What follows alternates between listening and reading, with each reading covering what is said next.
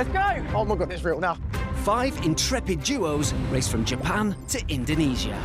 Go on, overtake him, go on! With no phones, bank cards or directions. It's all in Japanese, mate. Cutting last month for a tenner. It's hard, really hard. We have a team. Sugar. A brand new series of Race Across the World starts Wednesday the 10th of April on BBC One and iPlayer.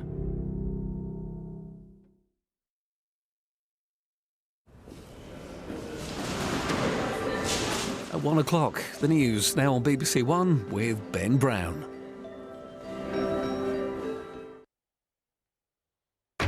Today at 1, Britain calls on Israel to explain why 7 aid workers were killed in an airstrike in Gaza. British citizens are among the dead after this aid convoy was attacked, according to the UK government.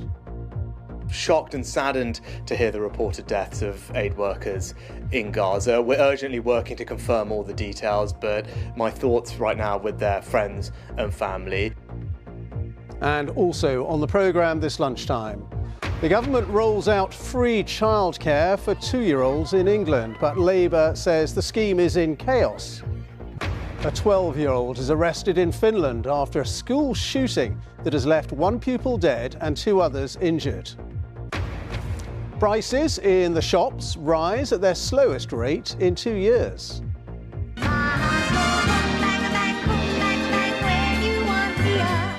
And celebrating 60 years in show business, we talk to Lulu. On BBC London, with a month to go until we choose the next mayor, we'll explain what you need to know ahead of polling day and find out how these brothers are using fashion to help their local community.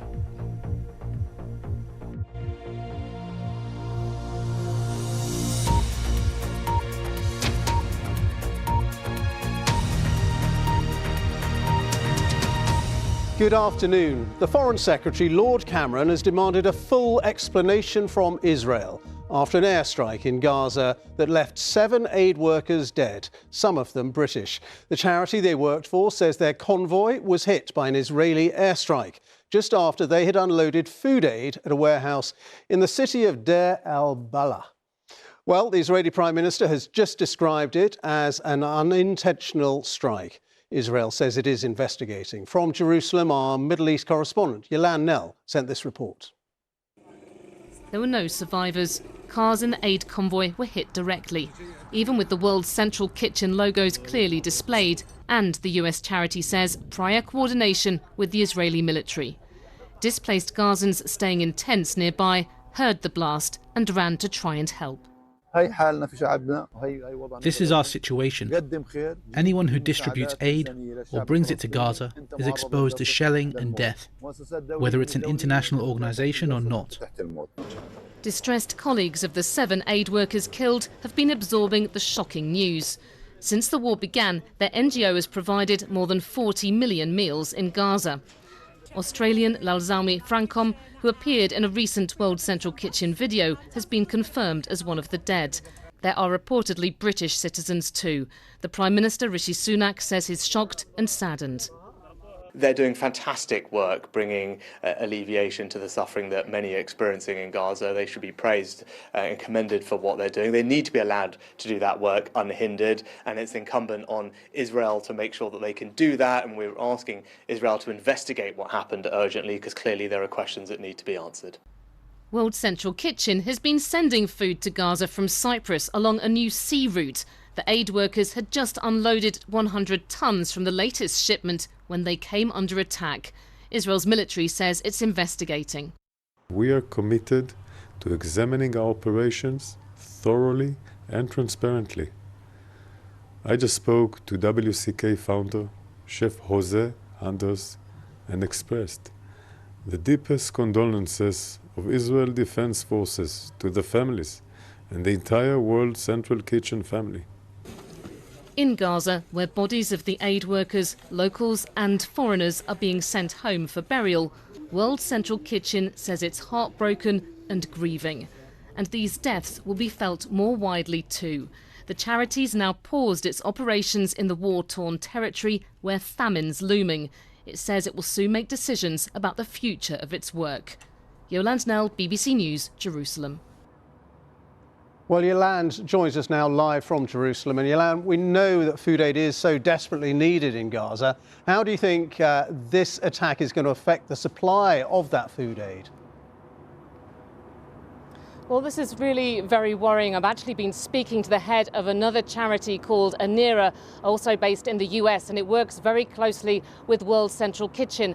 And he told me that this charity also is now going to be pausing its operations because of fears about the security of its staff. And he told me that together with World Central Kitchen, they had been providing 2 million meals a week for hungry people in Gaza. So really, that stopping is going to have an effect on the ground.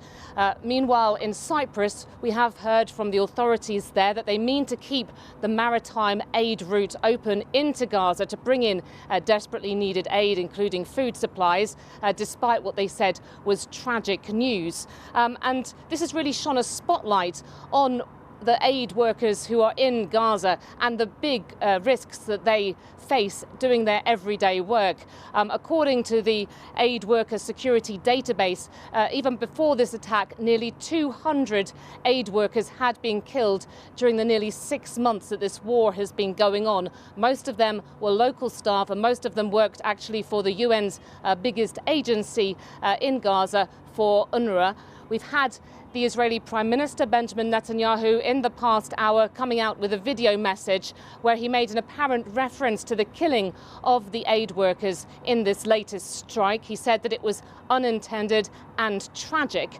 But really now, I think in Gaza, what will really stand out for aid organisations is, as I've done in the past as a journalist when I've been allowed in Gaza during wartime, the team in this case were telling the Israeli movement about their movements, and despite doing that, they came under attack. We're told that this has happened to other aid organisations, and they are saying, really now, this must stop. They must be allowed to go along through their work unhindered. All right, Yolande, thank you very much indeed. And here in the studio, we have our diplomatic correspondent, James Landale.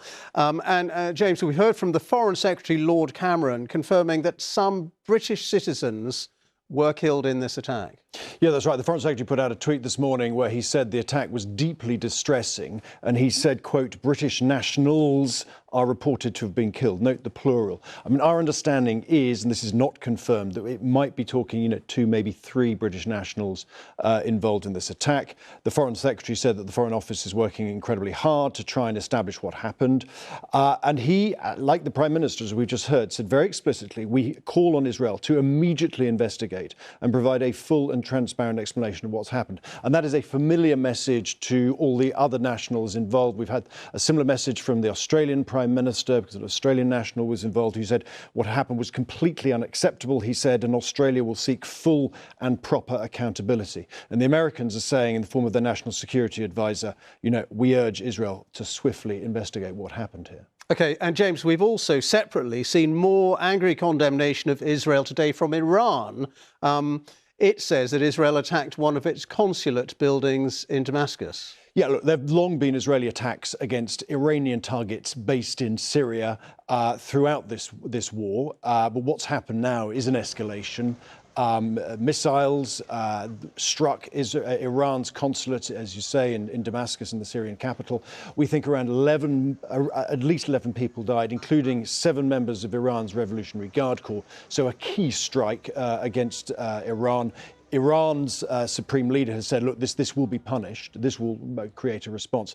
The key question is, how does Iran respond proportionately without triggering an all-out war? So the risk of escalation here is severe. James, thank you. James Landale, our diplomatic correspondent. Other news now, and the government says 150,000 children should benefit from new childcare support in England. Working parents of 2-year-olds are now eligible for 15 hours of childcare a week during school term time. But there are questions about the number of staff and spaces available as demand rises. And the Labour Party is asking whether the scheme can actually be delivered. Here's our education editor, Branwen Jeffries. Childcare for these toddlers is becoming a political football. Parties competing to score a goal with parents.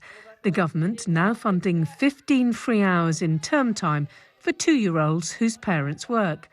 Childcare providers say costs are rising faster, so their other charges to parents could go up.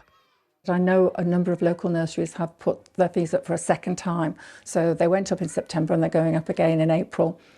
I'll just have to review it and see what happens by the end of August. And then the fees will go up. They have to go up in September in order to accommodate the wage rises. As a working mum, Kirsty will benefit from September, but is struggling to find a nursery place for her daughter.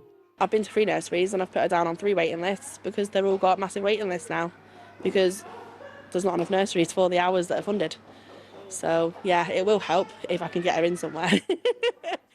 The Prime Minister was upbeat visiting a nursery in Hartlepool today, insisting parents will be able to access the new free hours. We fully funded the programme and increased the rates that we're paying to nurseries, making sure that there are more childcare places available, more childcare staff available, and the future looks bright. And this is a really positive intervention, which, when it's fully rolled out, will be worth around £7,000 worth of support to working parents. It's an elephant! From this September, children 9 months old will be included. Working parents funded for 15 free hours in term time. By September 2025, the Conservatives are promising 30 free hours. Labour says it won't outline its plans until just before the election, arguing they will make realistic promises. If you're going to make commitments, you've got to have a plan to make it happen. And there is a total absence of that from the Conservatives. Parents know it, they see it every day. And the rhetoric from the government, I think, will ring very hollow for parents when they try and access childcare places, only to discover they just aren't there. The Lib Dems also warned the places might not be available. We're really concerned that because over 3,000 nursery providers have closed in the last year alone, that although we support the aspiration to provide better childcare for a wider range of families, that it's not going to be deliverable on the ground, and that many families are going to find themselves disappointed, expecting to get something that will help them and being unable to access it in practice. For working parents in England, childcare is one of the biggest bills. Expect to hear a lot more about it as the general election approaches. Bronwyn Jeffries, BBC News. Latest figures show prices in the shops rose at their slowest rate in more than 2 years last month. The British Retail Consortium said inflation at the till eased to 1.3% thanks to lower food costs and increased competition. Let's talk about this to our cost of living correspondent, Kevin Peachy. So it sounds like better news for the consumers. What exactly has been going on? Yeah, just as we're seeing a host of household bills going up, Ben, here at least is some more positive news, as you say. And it might not feel like it, but these BRC figures suggest that maybe the worst of the price rises in the shops are now behind us. At the heart of it, of course, is that supermarket shop. So not so long ago, food prices were rising at a rate of more than 10% a year. The latest ones show they are still higher than a year ago prices, but the rate now 3.7% in March. Official data shows things like fish, dairy, maybe coming down a bit in price. BRC picks out another example to show what's going on. It's those Easter eggs that the kids have been demolishing over the last couple of days. And they say things like cocoa, sugar, prices of those have really been going up. So they're more expensive than they were. But the competition between the retailers has really kept a lid on some of those chocolate prices. We see that too in things like electricals, in clothes and shoes as well. That competition keeping things down. I think the Bank of England might look at that when it comes to setting interest rates, of which, of course, it's going to be looking at over the summer and beyond. So you mentioned competition between retailers. What are the wider pressures on the retailers at the moment? Yeah, pressures remain. The larger retailers certainly facing higher business rates. BRC also pointing to things like border checks, which are costing them more. But there are wages, and wages is the heart of it. Supermarkets are competing for us as customers, but they're also competing for staff to try and attract them, to try and retain them. Remember, the minimum wage has been going up while the supermarkets tried to preempt that, offering wages of, say, £12 an hour outside of London. Ultimately, well, the cost of that have to be funded maybe through our prices, so they could still be going up. And as a result, that means that, yes, this is better news, but the squeeze certainly isn't over. Kevin, thank you very much. Well, meanwhile, the UK's largest building society has said that house price growth was subdued last month because of higher mortgage rates affecting affordability. Nationwide's figures show that property prices rose on average 1.6% over the last year, but fell 0.2% last month when compared with February. Mortgage rates have fallen from peaks seen last summer, but remain well above the low levels seen in the wake of the pandemic. An 80-year-old man who was arrested at Heathrow Airport after 27 years on the run is due in court today. Richard Burrows had been charged with 13 historical sexual abuse offences, some of which were alleged to have taken place at a children's home in Cheshire in the 1960s and 70s. He failed to attend his trial at Chester Crown Court in 1997. He was arrested at Heathrow Airport on Thursday. A 12-year-old child has been arrested in Finland, suspected of a school shooting in which 3 fellow pupils were shot and one of them killed. It happened at a school in a suburb of the capital, Helsinki. Police say the suspect used a handgun which belonged to a close relative, as Ben Woolvin now reports. An anxious wait for parents trying to collect their children shortly after the start of the school day, as news of this morning's shooting spread. Police were on the scene within 9 minutes of the emergency call. They say all of the victims were 12. 2 of them have been seriously injured. Another died at the scene. According to the latest information, one of the victims died almost immediately at this location in the school, and 2 other victims were transported to the hospital in Helsinki. Police say the suspect, a 12-year-old boy, initially fled the scene but was quickly arrested a short distance away in Helsinki. They say the licence for the handgun he's believed to have used was held by a close relative. The Finnish Prime Minister says incidents like this remain rare, but he says every one is one too many. The police say they don't yet know why a 12-year-old boy might have carried out this attack on other children. Ben Woolvin, BBC News. And the time is just 17 minutes past 1. Our top story this lunchtime. 7 aid workers are killed in an airstrike in Gaza, with British citizens among the dead. The Israeli Prime Minister has described it as an unintentional strike. And coming up, we'll tell you why cavers had to dive in to help clear up around this unique rubbish dumping ground. Later on BBC London, they're set to make history tomorrow night when they play in a European final. But the London Lions women's team has an uncertain future. We'll find out why. And as the school holidays continue, Sarah will bring us the weather forecast.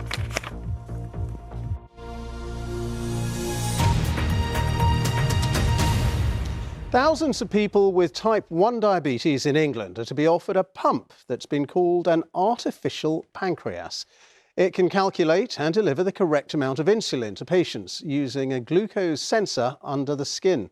Well, health experts have called it a game-changing moment that reduces the need for injections. Here's our health correspondent, Dominic Hughes. Just going to pull this down just to your height. 2 years ago, we reported on how 6-year-old Charlotte was taking part in a trial of a device that could radically change the way she manages her type 1 diabetes. This around your arm. Rather than regular finger prick tests to check her blood glucose and then injecting insulin, Charlotte was using what's known as an artificial pancreas. The device continually monitors a person's blood glucose, then automatically adjusts the amount of insulin given to them through a pump. Now thousands more people will be assessed to see if they too can use the pumps, something that experts say will be a game changer. For many people with type 1 diabetes, managing their condition means a lot of thinking before they do a lot of things, such as eating, such as going for a run. But with this technology, a lot of those day-to-day thinking and working out things will be reduced.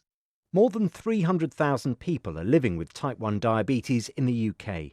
The devices will be rolled out to children and young people under 18 with the condition, as well as pregnant women and those adults with type 1 diabetes who have an elevated blood sugar level.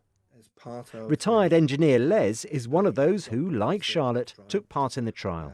I very quickly, my blood glucose control, it was just a tremendous improvement to the point where I'm now below the diagnostic threshold for type 1 diabetes. I feel healthier in myself, more able to do everything. What's my glucose? Okay, viewing. You're 5.9 and steady. The devices are already available in Scotland to some patients, but they don't suit everyone. And NHS bosses have warned of challenges in getting enough supply of the devices, plus the need to train more staff in how to use them. That means it could take 5 years before everyone eligible has the opportunity to have one. Dominic Hughes, BBC News. Well, now to an abandoned mine in Gwynedd in North Wales, where cavers have moved in to clear up the mess from an unexpected influx of visitors who came there to look at abandoned rubbish.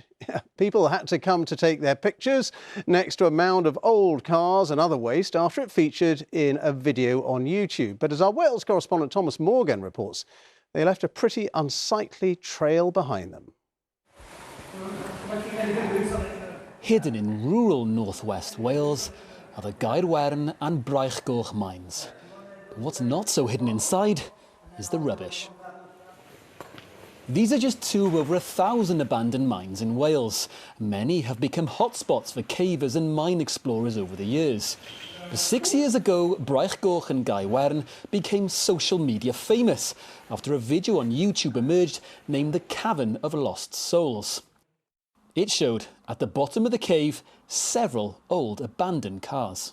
We've got a lot of views on YouTube, then all of a sudden everyone wanted to be there taking a picture on Instagram. Graffiti along the walls, bin bags used to keep their feet dry, glow sticks and inflatables scattered everywhere, all contaminating the space even further. It's a bizarre environment and it's a bizarre site. It's probably one of the only places in the world that you'd see a site like that. Well, it's just disgusting. It's sort of really sad and disheartening, really, because the whole reason people want to visit a place like this is because they've seen it on the internet and think that's an amazing place to go and see. So why would you trash it? So last month, Anthony and others staged a clean-up, hauling an estimated 30 discarded dinghies in total. Although the old cars and TVs will still be there at the bottom of the mine for people to see, the group have evacuated the modern rubbish and hope that the next lot of visitors here will treat the place with a bit more respect. Thomas Morgan, BBC News. The United States and Britain have signed an agreement over the science of artificial intelligence safety amid growing concerns about forthcoming next-generation versions. A memorandum of understanding has been signed to jointly develop advanced AI model testing after commitments announced at an AI safety summit in Bletchley Park in November.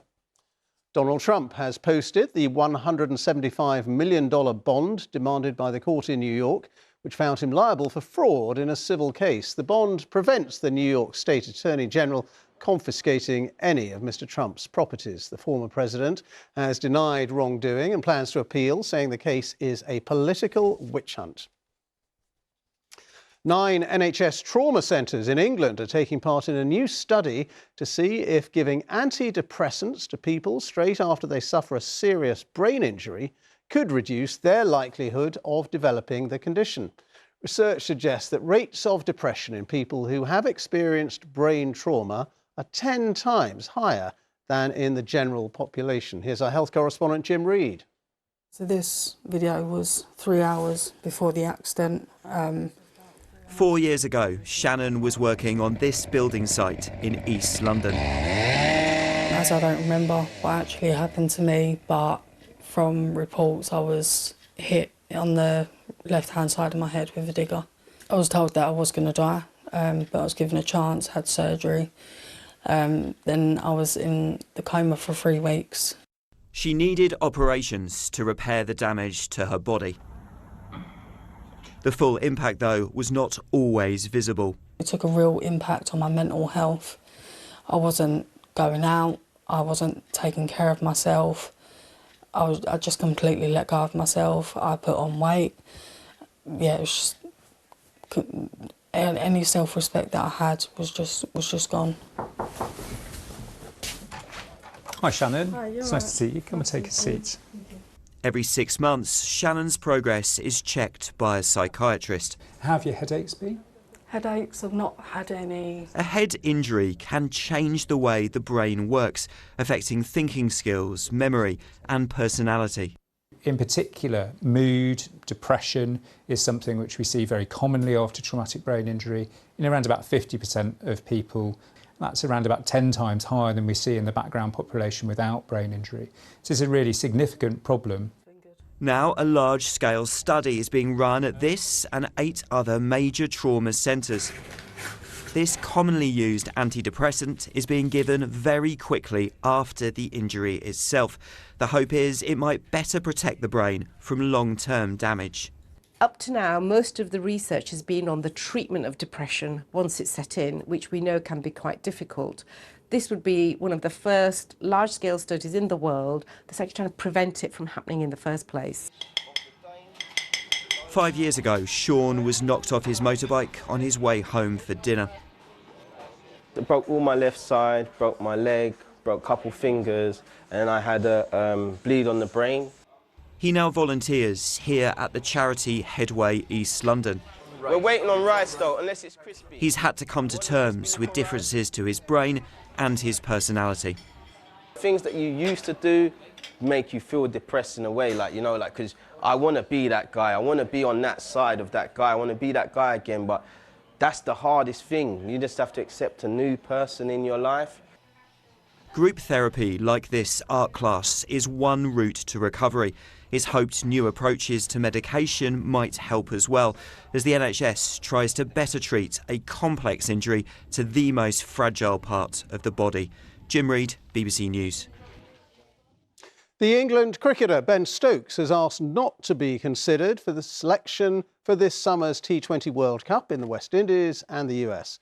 The Test captain, who hit the winning runs in the final against Pakistan in 2022, has asked not to be considered for the tournament, which starts in June, so that he can focus on his fitness. He has recently had knee surgery. Well, it's now 6 decades since Marie MacDonald McLaughlin-Laurie traded her 4 names for just one, Lulu. When she released Shout in 1964, it catapulted her to chart success right across the world. Well, this weekend sees the start of Lulu's farewell tour, and she's been looking back on her extraordinary career with our entertainment correspondent, Colin Patterson. You know you make me wanna shout, look my hands jumping, look my heart bumping. 1964, a 15-year-old Lulu in the film UK Swings Again, making a big noise with her first single, Shout. Now exactly 60 years later, she's about to embark on her final ever tour. To be honest with you, if when I was 15 years old and someone would have suggested I'd be doing a farewell tour when I'm 75, I'd have said, "You're having a laugh?" How difficult a decision was it? You almost need an army to go on the road. And I don't want to do it like this anymore.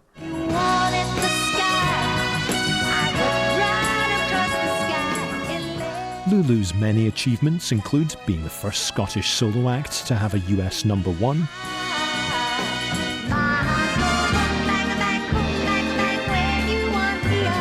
she also won Eurovision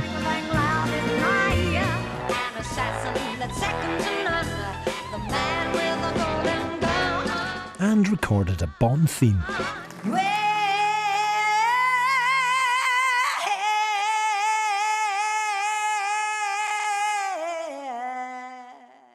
Do you ever wish you had an easier signature song? Because that is one you have to belt out.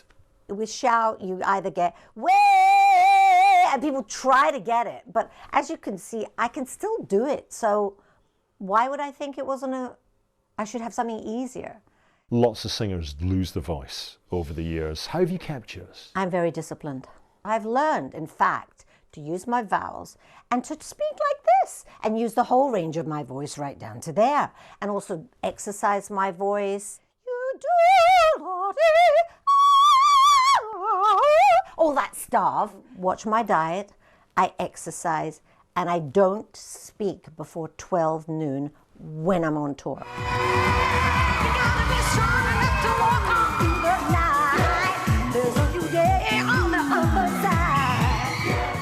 And such has been Lulu's longevity that even her #1 with Take That was 31 years ago.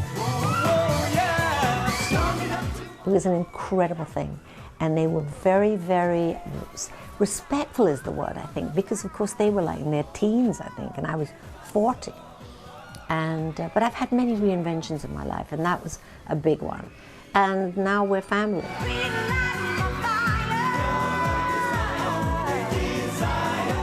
Lulu, lovely to Thanks. speak to you. Nice to speak to you. you. Ready for the tour? I was born ready. I think that's been said before, but I stole it. Colin Patterson, BBC News. The one and only Lulu. Right, let's see if the weather wants to make us shout. Here's Darren Bess. Has been recently, and not much to sing about today, to be honest with you, Ben. We've got a lot of cloud around today. And in Scotland in particular, it feels quite chilly underneath the cloud. Now, in the next few days, there will be some sunshine at times, but we're all going to get some more rain. This is the rainfall accumulation through the rest of the week, and the heavier rain shown across these western hills and across central and southern parts of Scotland. And for many parts of the UK, we're going to have a southwesterly wind, and that's where all the clouds coming from, racing across the Atlantic and then spinning up from the southwest. We've got more rain arriving here at the moment, and that rain will push into Wales and southern England through the rest of the day. The odd shower ahead of that, and we've still got some patchy lighter rain in Scotland where it feels particularly chilly in the northeast, 6 or 7 degrees. Again, ahead of the rain in the southwest, we could see temperatures of 14 or 15, but that rain will move its way northwards this evening and overnight across England and Wales, up into Scotland and Northern Ireland later on in the night. And there'll be a lot of cloud around tonight, so it may be less cold than it was last night, perhaps no lower than 10 or 11 degrees across some southern areas. We've got the rain to begin with, though, in northern England. That'll move northwards. It will stay quite wet for much of Scotland and also for Northern Ireland, and there could be some heavier showers following into Northern England. The odd shower further south, but hopefully a bit more sunshine than today. Temperature's not changing too much, really, for England and Wales, but further north in Scotland and Northern Ireland, it may be just that little bit colder tomorrow in a northeasterly wind. But we've got the winds from the southwest bringing in more rain. You can see it's one area of low pressure after another, and we'll see some more rain pushing across England and Wales on Wednesday night. During Thursday, that should then tend to move away, and things may turn a bit drier, maybe a bit brighter. Some sunshine coming through, but there is more rain arriving from the southwest during the afternoon. Ahead of that, again, could make 16 degrees, but only around 6 or so across northern and eastern parts of Scotland in that northeasterly wind. It's going to be quite cold in Scotland for the next few days. We've got those milder southwesterly winds further south. That's where all the wet weather is coming from. The next area of low pressure on the scene on Friday, maybe driving a bit further north this time, taking wetter weather into Scotland and Northern Ireland, briefly some snow over the Scottish mountains. Further south there will be some showers. It may not be quite as wet or as windy further east, but out towards the west we're likely to find some gale force winds. Those temperatures eventually lifting a bit for Scotland, but we could make 16 or 17 degrees in eastern parts of England. Could be even warmer than that on Saturday, but it will be pretty windy. Ben. All right, Darren, thank you very much indeed. That is today's BBC News at 1. You can keep up to date with all the very latest developments on the BBC website. Now it's time to join our colleagues for a look at the news where you are. But for me and the 1 o'clock team, do have a very good afternoon.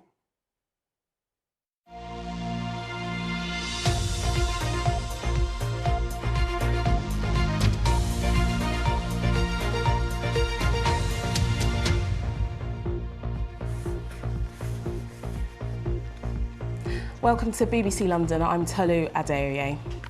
It's a month to go until the polls open to elect the next Mayor of London. There is, of course, a lot of responsibility involved in the capital's top job, with a budget in the billions to look after. And this time round, the way we vote for the Mayor has changed. Our political editor, Tim Donovan, has the details. save the date for the 2nd of May. It's time to vote for who you want to run London for the next 4 years. And this time, things are a little different. The way we vote for a London mayor has changed. The election will be run under first past the post. Basically, that means a single round of votes, no second preference vote. Whoever gets the most wins. It's also the first London mayoral election where voter ID is mandatory for voters. If you don't have that, you can apply for a voter authority certificate. So why bother voting? Well, there's a lot at stake. With a pot of £20 billion to play with, the mayor's responsible for things like transport, housing, policing and the capital's cultural life. Alongside that, you'll also be voting for one of 14 local representatives on the London Assembly and 11 London-wide Assembly members to help keep the mayor accountable.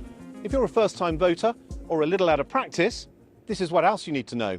You'll be given 3 ballot papers, pink for the Mayor of London, yellow for your local London Assembly member and orange for your London-wide Assembly member. So cast your vote and then pop the papers in the ballot box. Job done. You've got until 10 p.m. on polling day to cast your vote, but we won't know who's won until late in the day on Saturday, May the 4th. Tim Donovan there. A murder investigation has begun after a 21-year-old man was shot dead in West Kensington. Officers were called to a disturbance on Commera Road yesterday night at 10:17. No arrests have yet been made. A great-grandfather from northwest London who's helped to advise thousands of victims of the Windrush scandal about compensation says he fears the government's just waiting for them to die off. Conroy Downey, who was born in Jamaica and came to the UK as a teenager, is calling for the compensation scheme, which was launched 5 years ago, to be run independently. Well, the Home Office has said it's committed to righting the wrongs of the Windrush generation. A London theatre has celebrated 50 years of hosting the world's longest-running play, Agatha Christie's The Mousetrap. The production first opened in the West End in 1952 at the London Ambassador Theatre, before moving next door to its current home in St Martin's Theatre. Now, the London Lion women's basketball team will make history tomorrow night when they become the first British side to play in a European final. But even if they go on to win the Euro Cup, the team is facing an uncertain future. Its owners are considering cutting funding, which could mean they would no longer be able to compete in Europe. Chris Legg has more. And they've done it again.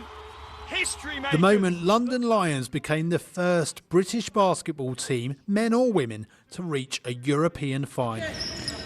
Since then, they've been training hard, preparing to take on Turkish side Besiktas. The players can hardly wait.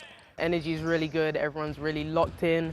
Like, we're here now. It's kind of unbelievable still. But we have to get the job done in Turkey first, and then I know there's going to be tons of fans supporting us when we play home. The Lions play the first leg in Turkey tomorrow, before the return at the Copper Box a week later. The players' achievements have been inspiring young fans to turn up in increasing number this season. I didn't realise the impact that we were having until I saw them, face to face here in the Copper Box. And after the games, you would, go up to them for signatures or hugs or whatever and look in their eyes and see that excitement, pure excitement, pure joy as well. It's like, wow, we're really doing something special here. Remarkably though, as they stand on the brink of the greatest achievement to date in British basketball history, their very future in European competition is in doubt. The owners, 777, are considering pulling the women out of Europe next season because of a lack of funds. The men, though, will continue to compete at that level. For the players and general manager Vanya Cherniewicz, it's a time of great uncertainty. Personally, I feel disappointed. I cannot say anything else. But what we've decided with the team and the staff is just, let's not think about the future. Let's stick to today, to this moment that we have, and just enjoy every second that we have with each other. Are you hopeful that perhaps that decision could be changed? Yes, very hopeful. What gives you that hope? Just being a part of this team and just seeing the growth of the game. It would be a shame to let it go. So I do hope, people will change their minds and that we can continue. London Lions fighting for European glory, fighting for their future. Chris Legg, BBC London. Now, this is Daniel and Pete, two brothers from Brixton who are both cabbies, but there's another string to their bow. They have a fashion business with difference and they put the takings back into the community. Well, they've already donated thousands of pounds to local projects and causes, and they've now opened their first shop in Brixton Village. It was my brother's birthday. I didn't know what to get him, so I put together with a designer the record logo because he used to DJ, and then I put it on a cap, a t-shirt, and gave it to him for his 40th birthday. That's how Brixton Streetwear was born. Dan's old friends that he used to DJ with, they started saying, oh look, can I get a t-shirt? Just started escalating locally, like to friends and then family. And then the Instagram come about and it just started getting bigger and bigger. It was like a snowball effect, really. We're London cab drivers, we ain't got to worry about taking a wage out of this. We work hard in our taxis. I've been a cab driver for 17 years now. My cab's parked outside and I'll go straight into London. The thing that makes my business unique is the connection between me and my brother. We never grew up together when we were younger. Pete moved away when he was quite young, but I brought him back to Brixton when he was 17. I've been in Brixton all my life, basically, and when Brixton Streetwear come about, the first thing we decided to do was basically help the community and support community projects. The importance of Brixton to our brand is this is second to none. We've done a collab with the Soup Kitchen, a collab with Resole, Mentivity. We also do a lot with Brixton Street Gym. The guys are always coming in here, and we're just about to release a range of t-shirts for them to help them move forward in their projects. All the profits from the collaborations go back to the community. Profits from the shop, obviously we have to have running costs. This ain't really work, this is more fun, I think. So we're sort of, this is more enjoyment than it is graft. There's no limit with Brixton Streetwear, it can just keep going. It's a gift that keeps on giving, and it enabled me and him to basically be together 90% of the time now, so which is brilliant. The brand's just about everybody, the community. You can be anybody and wear our clothes. Time for the weather now with Sarah. Afternoon to you. This new working week is off to a dry start, but there's rain approaching later on. And this is the story we're going to see most days this week. Various frontal bands bringing rain at times, the timing and placement of which is subject to some change. But for the rest of the afternoon, a lot of dry weather around, increasing amounts of cloud from the south though, and we've got that rain approaching by the end of the day. Temperatures typically about where we are right now, the mid-teens. And then rain spreading across us overnight tonight. It's going to keep quite a bit of cloud with us through the night, and a few following showers as well into the first part of tomorrow morning. But typically a lot of dry weather to start us off tomorrow, if rather murky at first. And then as we go through the day tomorrow, there is an awful lot of dry weather. There are still a few showers around here and there, and there will be some showers to come through in the afternoon, mixed in with some bright or some sunny spells. A lot of dry weather, and temperatures again typically in that mid-teen mark. After that, as I say, various frontal systems continuing to come through. There are drier interludes every single day, but cater for some wet weather most days this week. And actually by the end of the week, we're starting to really increase our winds and bring in some mild air. So it will be windy at the end of the week into the weekend, but temperatures could be even warmer than this. Could see 19 or 20 degrees on Saturday. Now, fancy a career in gardening? Well, the Royal Parks charity is looking for 10 new apprentices. The scheme's open to all ages. You can read more about it on our website. That's all from me and the lunchtime team. Do have a very good afternoon. Bye-bye for now.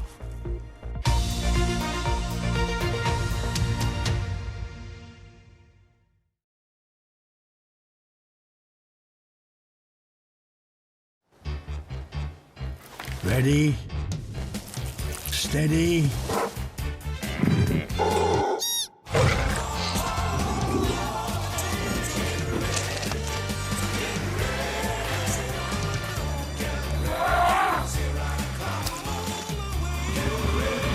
Got away with it. Get ready for mammals. Continues Sunday at 7 on BBC One and iPlayer.